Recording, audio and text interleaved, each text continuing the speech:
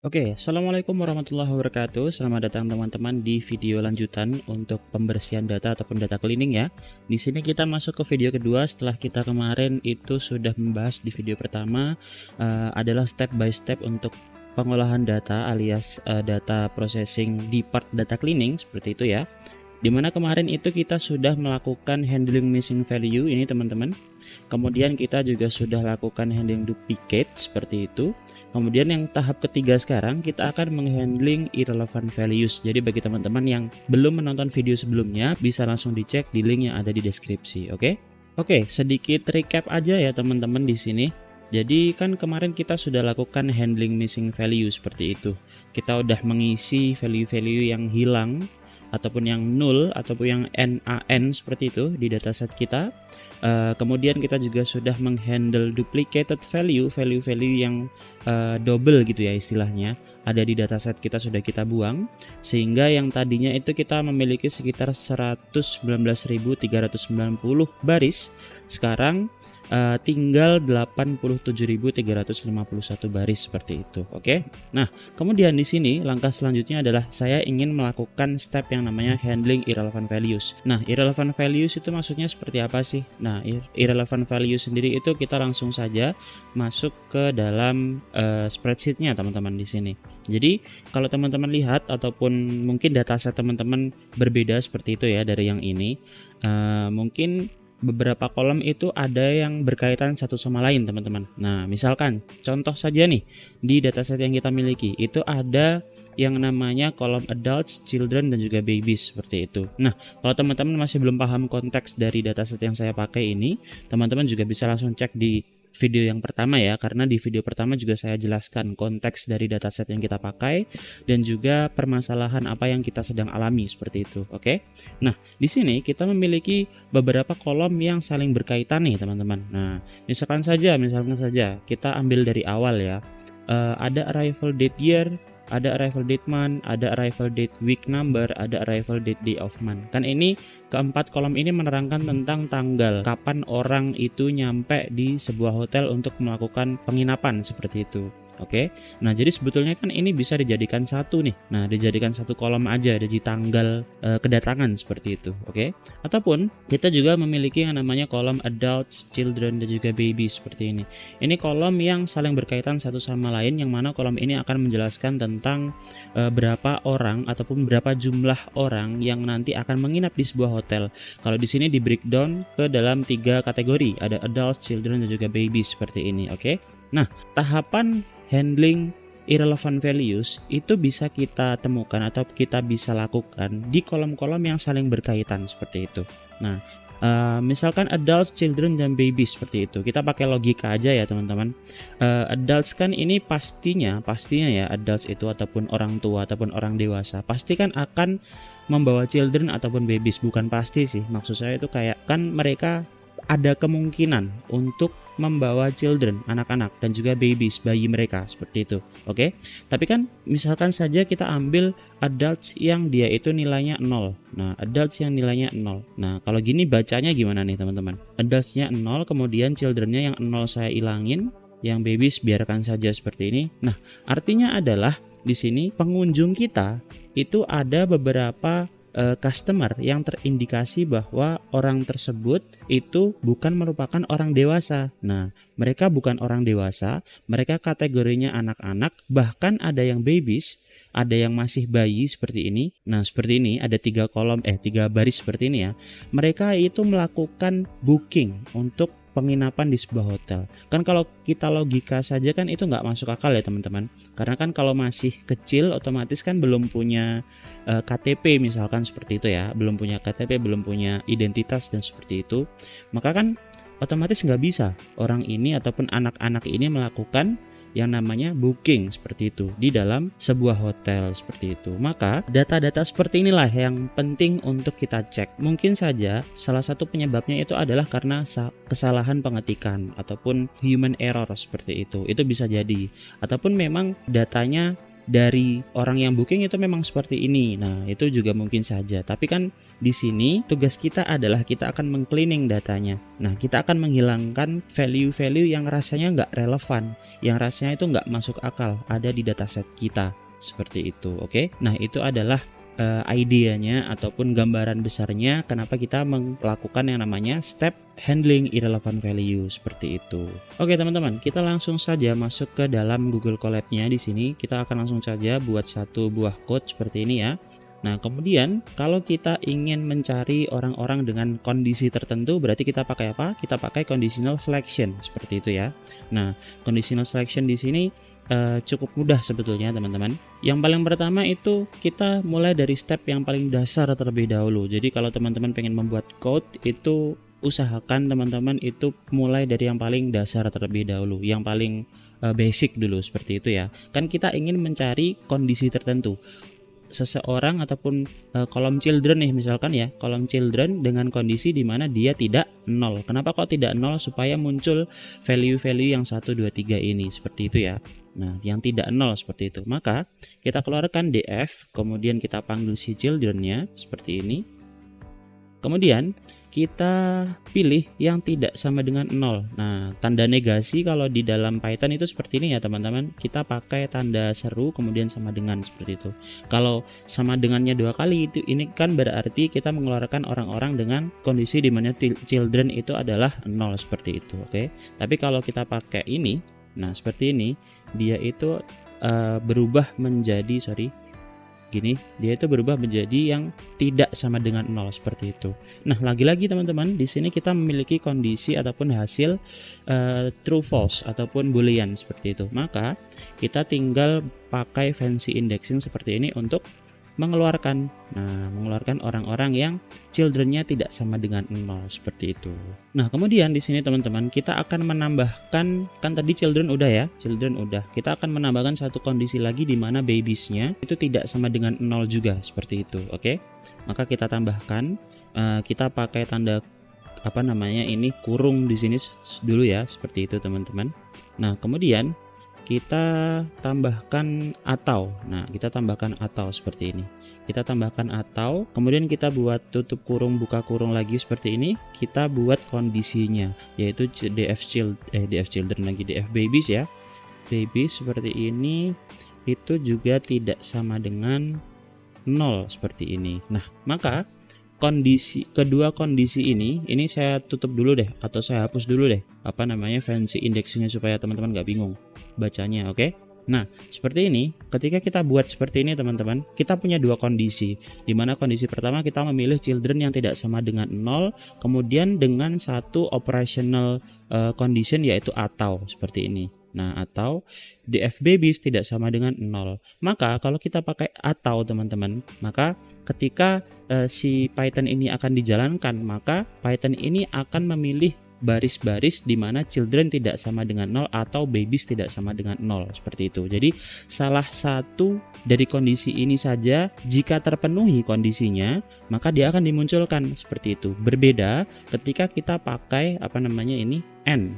Nah, kita punya n, kita punya or seperti itu ya. Kalau kita pakai n, maka Python akan memilih rows di mana rows tersebut harus terpenuhi dua kondisi ini, kiri dan kanan harus terpenuhi seperti itu. Nah, ini coba kita jalankan ya teman-teman. Kita pakai fancy indexing lagi seperti ini, df seperti ini teman-teman. Nah, maka nanti kita lihat, kita kan pakai or ya, kita pakai or gini. Kalau or itu salah satu kondisi saja yang harus terpenuhi, baik mau yang kanan ataupun yang kiri, pokoknya satu aja terpenuhi, nanti akan dimunculkan oleh si Python kita seperti itu. Jadi misalkan ini nih, nah teman-teman bisa lihat di sini children-nya 1 tapi babies-nya 0 seperti itu. Nah, padahal kan di sini kita pengennya babies-nya tidak sama dengan 0, oke? Seperti itu. Nah, kenapa kok ini bisa muncul babies-nya 0? Karena kita pakai tanda or. Nah, tanda or ini ketika si kondisi yang sebelah kiri sudah terpenuhi, di mana children tidak sama dengan 0, nih seperti ini, maka dia akan dimunculkan oleh si Python. Berbeda ketika kita pakai yang namanya n seperti ini teman-teman. Oke. Nah, maka kalau kita pakai N seperti ini, hasilnya kan cuma 175 kan ya. Nah, tadi kan ada sekitar berapa? 9 ribuan.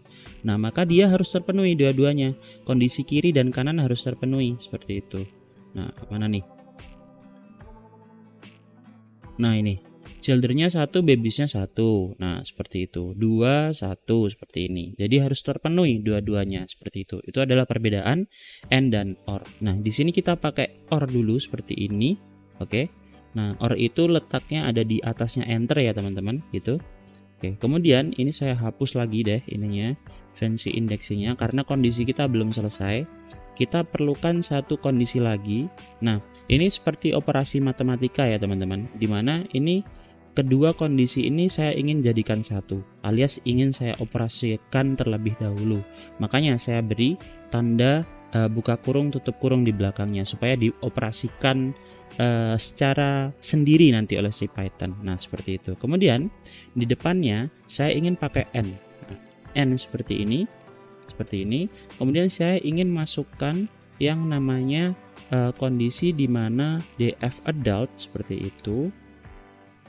Itu df adultnya harus sama dengan 0. Nah, seperti ini. Oke.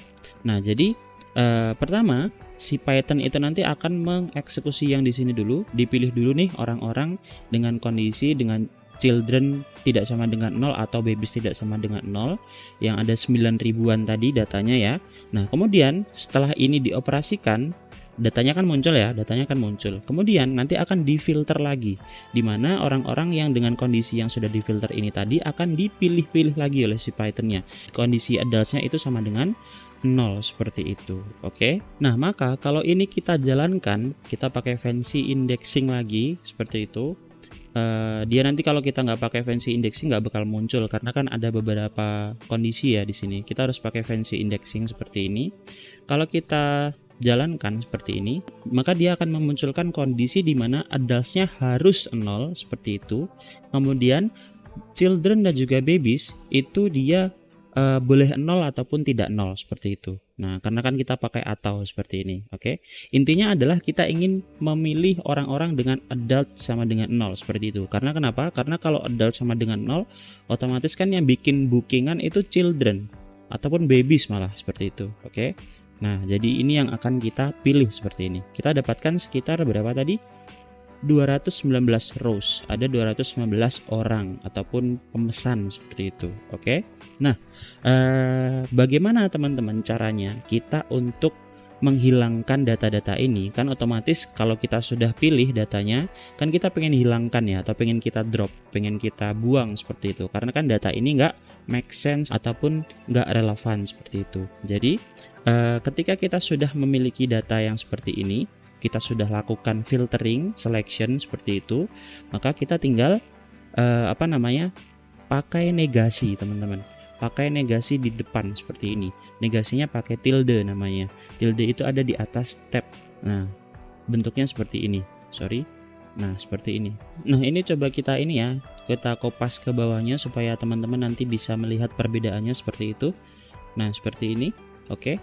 Nah, jadi di sini kita nanti akan melakukan yang namanya negasi seperti itu, teman-teman. Jadi kan kalau yang kode di atas ini menampilkan df yang mana df itu sudah diseleksi berdasarkan kondisi-kondisi yang sudah ditetapkan ini ya. Oke, seperti itu. Nah, bagaimana cara kita untuk menghilangkan rows ini karena rows sebanyak 219 ini kan adalah rows yang tidak relevan seperti itu. Otomatis kan pengen kita hilangkan. Nah, gitu ya intinya. Nah, gimana cara kita menghilangkan data-data ini padahal kan datanya nggak berurutan. Ada di indeks 40.984, kemudian ada di indeks 41048. Kan capek ya kalau kita harus list satu-satu sebanyak 219 data, kita list satu-satu indeksnya kemudian kita buang. Kan itu memakan waktu yang sangat lama.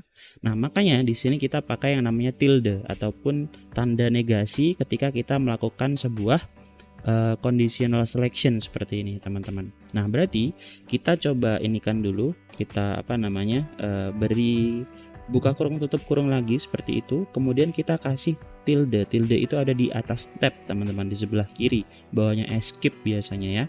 Tandanya adalah seperti ini. Nah, seperti itu.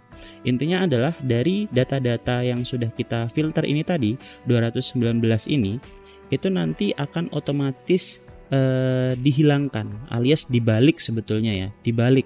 Jadi data ini nanti tidak akan menampilkan filternya, tapi akan menampilkan data yang tidak difilter seperti itu. Kebalikannya saja sebetulnya, negasinya. Nah, negatif seperti itu, oke. Jadi kita tinggal shift enter saja teman-teman. Nah, seperti ini. Bisa dilihat jumlahnya ada 87.132.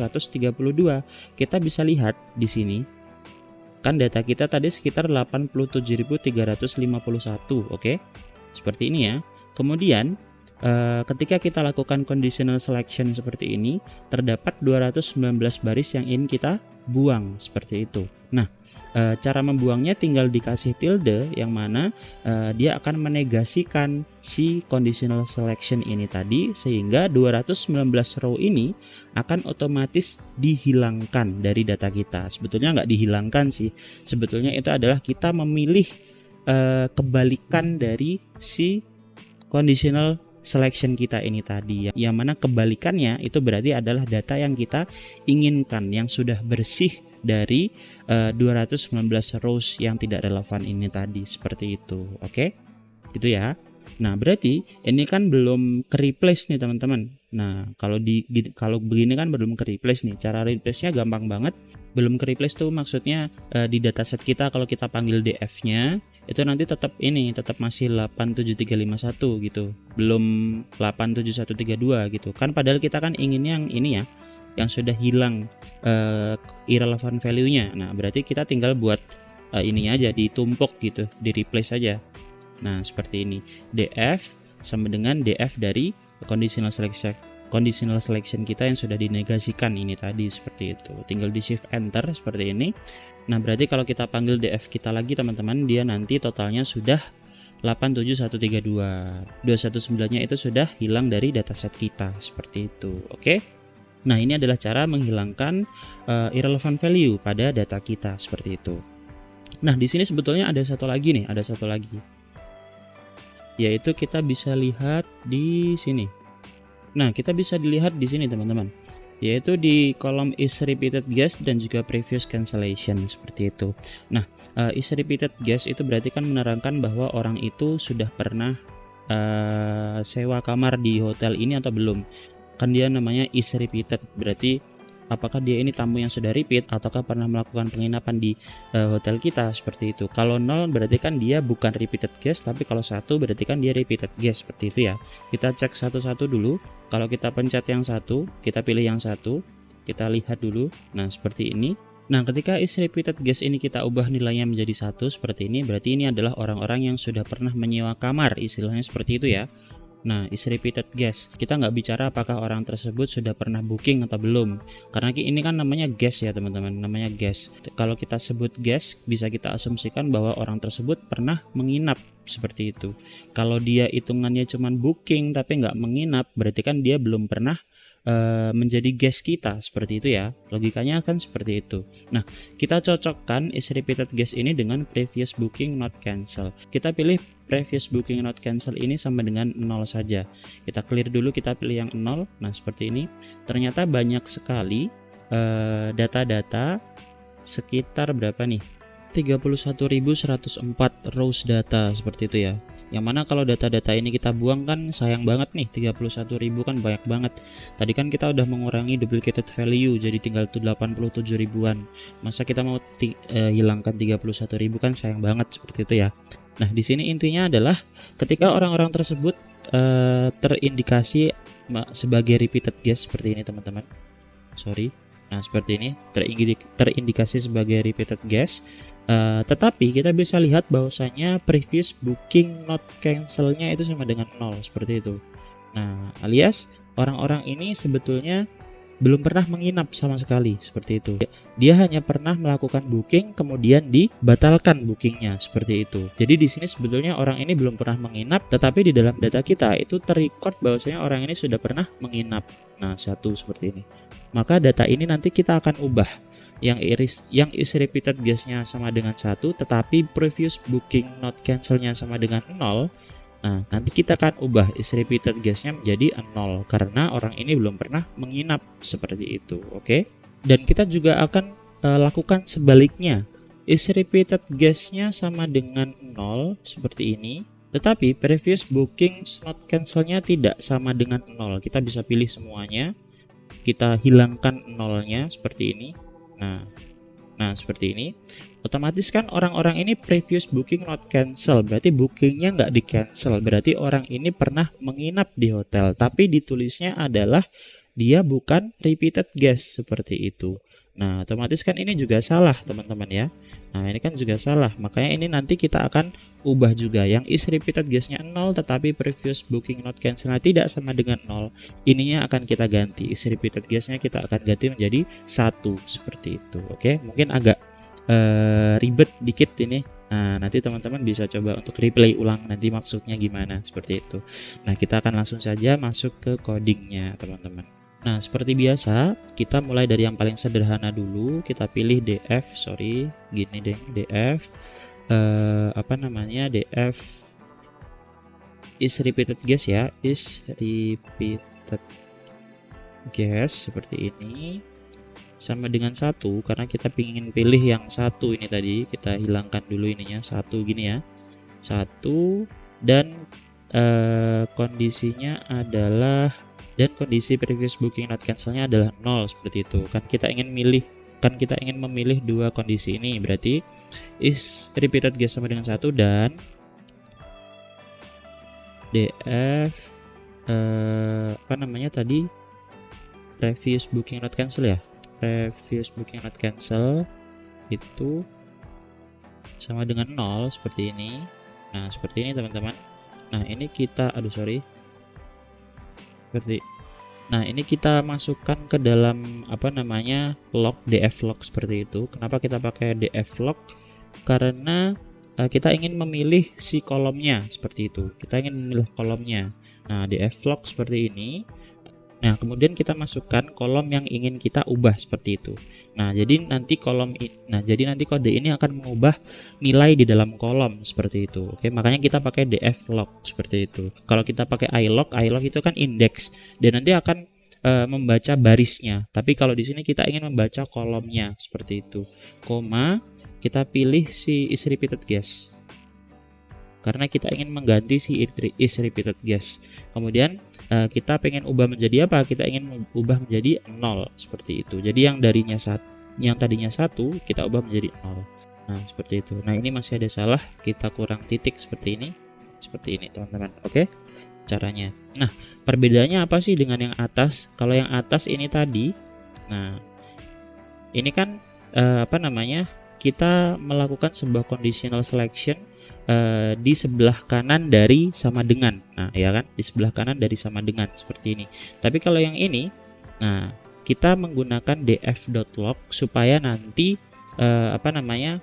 kolom yang kita pilih itu nanti otomatis akan diganti sama dengan 0. Nah, makanya di sini conditional selection-nya ada di sebelah kiri dari sama dengan, seperti itu.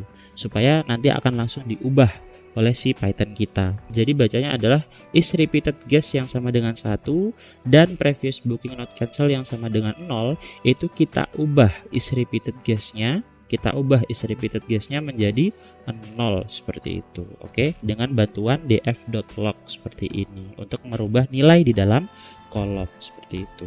Maka kita tinggal shift enter saja. Nah, seperti ini, teman-teman. Oke. Kemudian kita lakukan juga hal yang sama, tetapi di sini kan tadi satu lagi kondisinya adalah ketika is repeated guess-nya sama dengan 0, tetapi df previous booking not cancel-nya tidak sama dengan 0, seperti itu ya. Nah, seperti ini, maka is repeated guess-nya akan kita ubah menjadi 1, seperti ini. Oke. Nah, sehingga nanti df kita sudah akan berubah nilainya, seperti itu. Oke. Nah, jadi seperti ini. Karena orang itu tidak pernah melakukan penginapan, bisa kita lihat dari not cancel-nya 0, maka dia harus 0 juga seperti ini, is repeated guest-nya. Karena kan orang tersebut belum pernah menginap sama sekali seperti itu. Oke. Nah, berarti untuk irrelevant value ini sudah selesai, teman-teman. Jadi, untuk irrelevant value ini sendiri kita harus coba untuk lihat dataset kita sendiri. Apakah dataset kita ini memiliki beberapa kolom yang saling berkaitan satu sama lain? Karena kalau ada kolom yang berkaitan satu sama lain, kemungkinan ada human error di situ, entah dari typo ataupun entah dari memang datanya sifatnya begitu. Kita harus cek secara manual seperti itu. Itu adalah tips untuk menemukan nilai-nilai yang irrelevan di dalam sebuah kolom kita seperti itu. Oke guys, mungkin cukup ini saja dulu ya video kali ini. Kita selesaikan di handling irrelevant values. Nanti di video selanjutnya kita akan lanjutkan untuk melakukan removing irrelevant column seperti itu. Irrelevant column ini lebih gampang sebetulnya daripada irrelevant value, karena column ini kan kita tinggal drop saja kolom-kolom yang tidak akan kita pakai seperti itu. Oke. Nah, supaya videonya juga nggak terlalu panjang. Nah, sip. Jadi di sini kita selesaikan dulu teman-teman. Terima kasih untuk teman-teman yang sudah menonton sampai akhir. Jangan lupa untuk di like dan juga di subscribe videonya. Kita akan bertemu di video selanjutnya. Assalamualaikum warahmatullahi wabarakatuh.